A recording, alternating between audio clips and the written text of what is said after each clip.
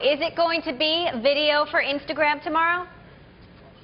You know, I think that makes the most sense. And I think John's right. I think it'll probably be very short-form video.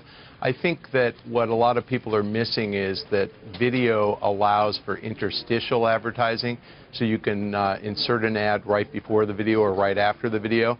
And I think that also people aren't really thinking about the Instagram audience, which skews a lot younger and a lot more female than the conventional Facebook audience. These are people who are exhibitionists. They can't wait to show off pictures of themselves. I think they'll lap up video like there's no tomorrow. I think this will be far more successful than Vine was on Twitter, because Twitter tends to be an older audience, not old, but older 20s as opposed to older early teens.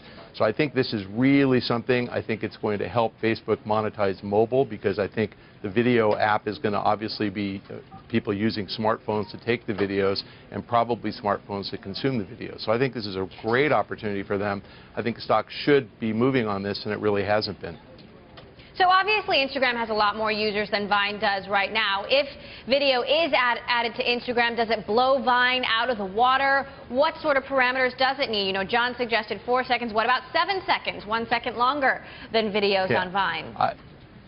You know, I think the 6-second limitation is really an accommodation to Twitter, which has kind of stubbornly stuck with the 140-character limit when there's really no more reason for that kind of a limit. I think Twitter likes the short-form art form, but Twitter is an information service. It's not a picture, photo sharing service. So Vine, with 13 million users, isn't that big of a percentage of the overall Twitter audience at well over 200 million.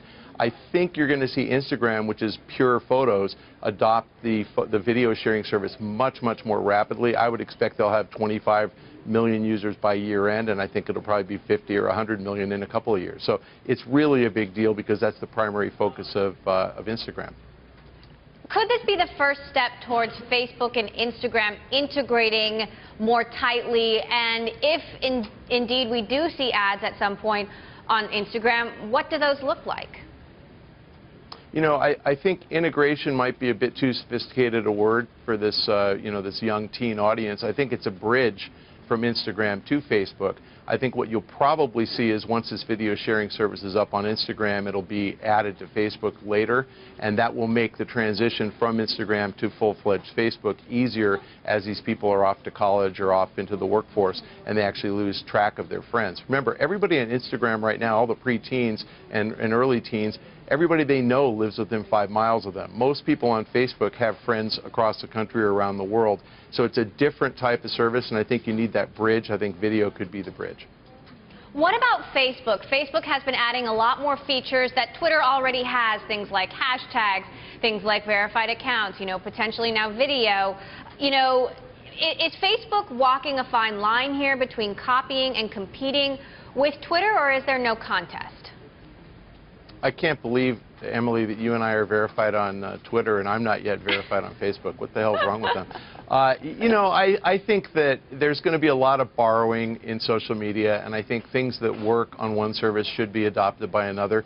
I'm not really a big hashtag user, but obviously it's a way to identify trending topics. So sure, that'll work ultimately on Facebook as well. I'm not sure that verified users really mean as much on Facebook, because you can't follow anybody you feel like on Facebook. You can only follow people who accept you as a friend. So, again, I think there's a lot of experimentation going on, but I don't think of the two services as competing. I mean, it's not like you have to be a member of one or the other. Most people who use Twitter are also on Facebook.